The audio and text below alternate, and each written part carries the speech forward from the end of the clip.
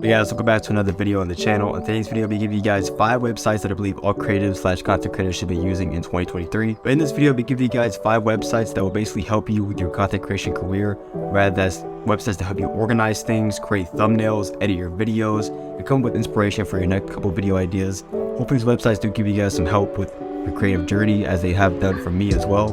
If you guys enjoyed the video, make sure to give it a like and subscribe. I greatly appreciate it. Without further ado, let's get right into the video. So the first website we have on this list is a website called Notion. Now, for a lot of people, I feel like when it comes to having an organized schedule, it's kind of hard when you're always consistently on your phone or, trying to do all these other things at once. So having a platform that will allow you to organize every single thing, whether that's videos, just general to-do things, maybe even like document certain things that you may have always wanted to document, Notion is a perfect app for that. Now, my personal opinion, from my only probably 4 or 5 weeks of using Notion, I can tell you that it greatly improves my productivity. It allows you to completely format and design the website the way you want it to, from to-do list to list to graphs, anything you want to make. And I feel like the one thing that really sets it back from other applications is the ability to completely design the way you want it to be.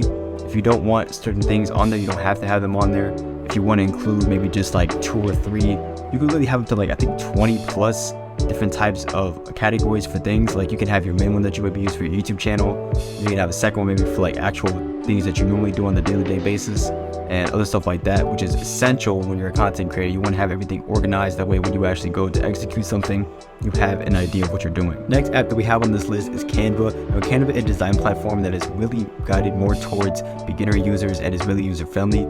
I feel like this is one of those websites that if you're somebody who wants to create thumbnails, Instagram reels, anything like that, templates, anything like that nature, this really will be your best option. It's not too crazy or complicated like Photoshop, which I know a lot of people tend to get really scared of, because when it comes to things like Photoshop and Adobe Illustrator and all these other crazy programs, you have to learn and watch all these videos on how to do this and that. Canva is pretty straightforward. It'll tell you pretty much everything you need to do, and you can also watch some videos that won't take you that long to get used to the program. I could tell you from literally my first month when I actually did use it, it was really so easy, very easy to use. One thing, that only problem that I have, I feel like because I don't have the premium version of it, I was kind of limited to the amount of tools I could use, and some of the assets weren't available to me. But of course, like I said, if you're not really too crazy on trying to use it on like a day-to-day basis, you don't really have to worry about buying the premium version, but it is there for you if you do want to. So just that's something to keep in mind. One thing that I love about Canva that makes it different from others is you can actually use it both on your phone and on your computer. Now, when you use it on the mobile version, I think there are certain things you can't do. If I remember correctly, I don't believe you can screen record, but if you can, then that's also a blessing. But you can screen record on your actual computer, which means if you want to do like live presentations, maybe if you have a team that you're trying to work with together, you guys can do live presentations or maybe Google Slides or anything like that. In my personal experience from trying to use the recording feature, it's somewhat good. I guess it also depends on what type of computer you use. I personally didn't have a super good one while I was using it, so that might have been why.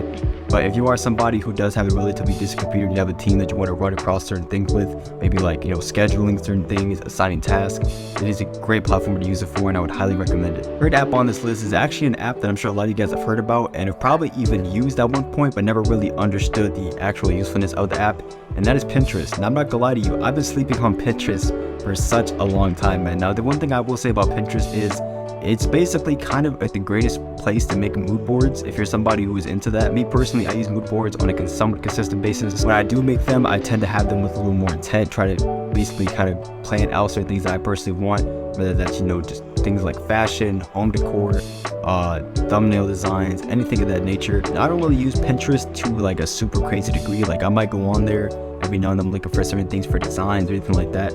But when it does come to using it, I generally do find whatever I need to look for, I can look up pretty easily. You can also look up for things like wallpapers or anything inspirational that you might want to look up for.